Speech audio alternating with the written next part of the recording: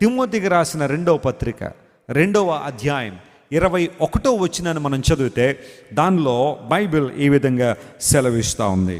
తిమోతికి రాసిన 2వ పత్రిక 2వ అధ్యాయం 21వ వచనం, ఎవడైనను వీటిలో చేరక తన్ను తాను పవిత్రపరుచుకునిన ఎడలా, ఆ మాట అండర్లైన్ చేసుకోండి, తన్ను తాను పవిత్రపరుచుకునిన ఎడల వాడు పరిశుద్ధపరచబడి యజమానుడు వాడుకున్నట్టుకు అర్హమై ప్రతి సత్కార్యమునకు నువ్వు సిద్ధపరచబడి ఘనత నిమిత్తమైన పాత్ర అయ్యుండును.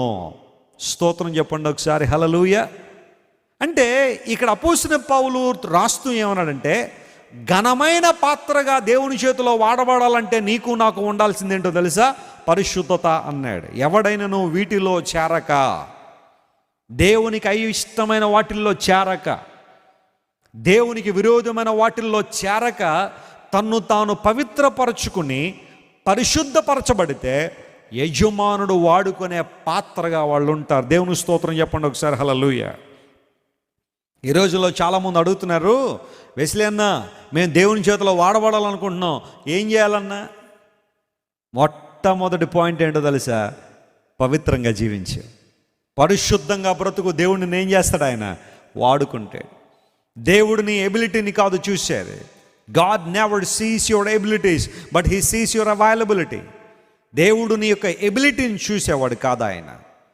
నువ్వు ఎంత సామర్థ్యం కలిగిన వాడివి, ఎంత ఎలోక్వెంట్ స్పీకర్వి, లేకపోతే ఎంత జ్ఞానం ఉంది, విజ్డమ్ ఉంది, ఇవి కాదట దేవుడు చూసేది. నువ్వు ఎంత పవిత్రంగా ఉన్నావని దేవుడు చూస్తాను. కొన్నిసార్లు సొలొమోనుకున్నంత జ్ఞానం కన్నా యోసేపులో ఉన్న పవిత్రత మిన్నన్నాడు ఒక ఆయన. సొలొమోను విస్తారమైన జ్ఞానం కలిగినప్పటికీ ఒక సందర్భంలో ఏం చేశాడు చెప్పండి? సొలొమోను పడిపోయాడు. తన చివరి దశలో భయంకరమైన కార్యాలు చేశాడు. దేవుడు ప్రత్యక్షమై గద్దించినప్పటికీ కూడా సొలొమోను దిద్దుకోలేని పరిస్థితిలో ఉన్నాడు. కానీ యోసేపు మనందరికీ చక్కని మాదిరి. అదేంటో తెలుసా?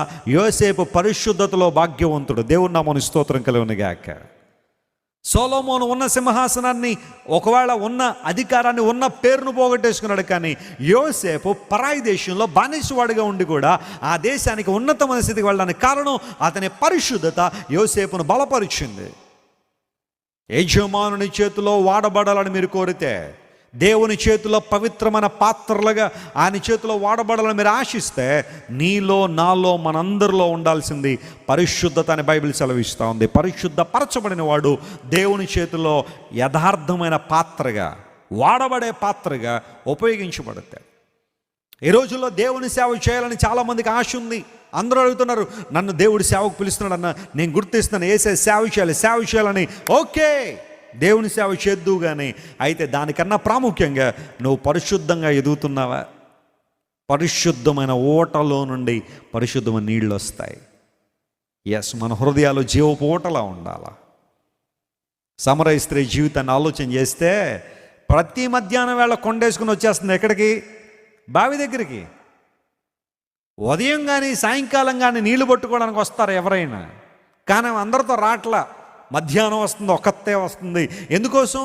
ఆమె ఎజెండా వేరు, ఆమె ఉద్దేశాలు వేరు, ఆమె ఆలోచనలు వేరు, ఆమె కోరికలు వేరు. మధ్యాహ్నం వేళ ఎవ్వరూ లేనప్పుడు ఒంటరిగా ఆ బావి దగ్గరికి నీళ్లు తోడుకుందామన్న నెపంతో వస్తుంది. కానీ ఆమె చేస్తున్న పనులు మాత్రం చాలా వేరుగా ఉన్నాయి. కొంతమంది కొన్నిసార్లు ఒంటరిగా ఉండిపోవడానికి ఇష్టపడతా ఉంటారు. మనుషులతో కలరు, తల్లిదండ్రులతో కలరు, లోపలికి వెళ్ళి తలుపేసుకుంటాడు. మాట్లాడితే ఏం చేస్తాడంటే ఫోన్లో చూడకుండా చూస్తూ ఉంటాడు. కొంతమంది ఫోన్ రాగానే మేడ మీదకి వెళ్ళిపోతారంటారు. అక్కడ తల్లి ఉంటుంది, తండ్రి ఉంటాడు, అందరూ ఉంటారు, వాళ్ళ మధ్యలో మాట్లాడడానికి ఇష్టం ఉండదు. ఫోన్ రాగానే మేడ మీదకి వెళ్ళిపోయి మాట్లాడుతూ ఉంటారు. ఏదో ఉందన్నమాట.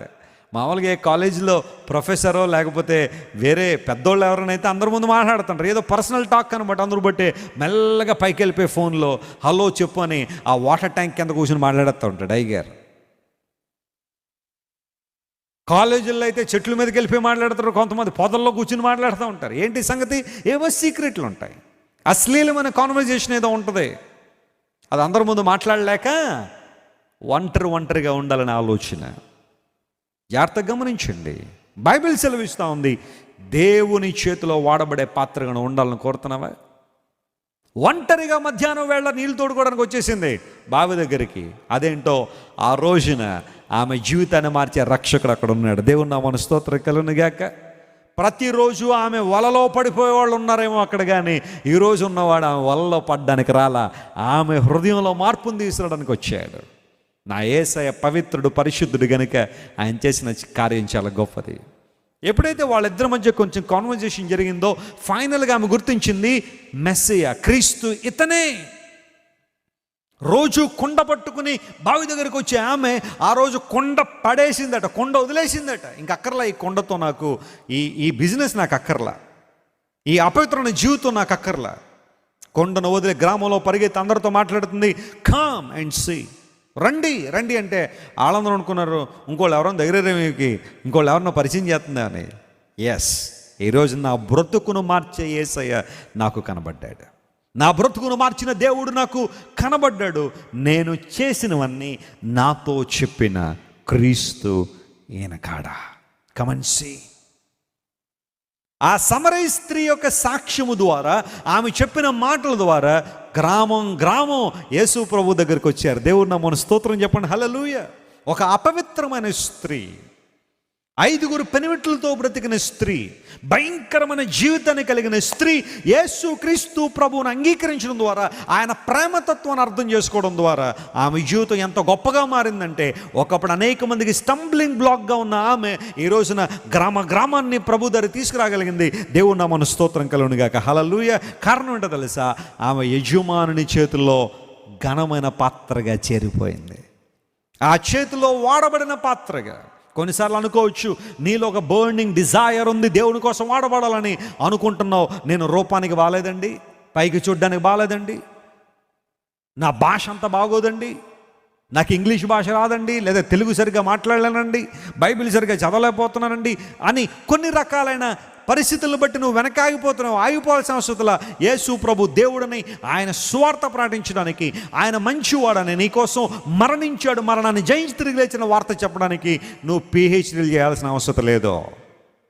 నువ్వు ఉన్న చోటే క్రీస్తు సాక్షిగా, నువ్వు ఉన్న ఆఫీసులోనే, నువ్వు ఉన్న యూనివర్సిటీలోనే, నువ్వు ఉన్న వీధిలోనే, మీ కాలనీలోనే, మీ యొక్క ఆ ప్రాంతంలో, నా క్లోజ్డ్ సర్క్యూట్లోనే దేవుని కొరకు సాక్షిగా మీరు వాడబడచ్చు. మీ సాక్ష్యము ద్వారా, మారిన మీ బ్రతుకుల ద్వారా అనేక మంది ప్రభు వైపు ఆకర్షించబడతారు.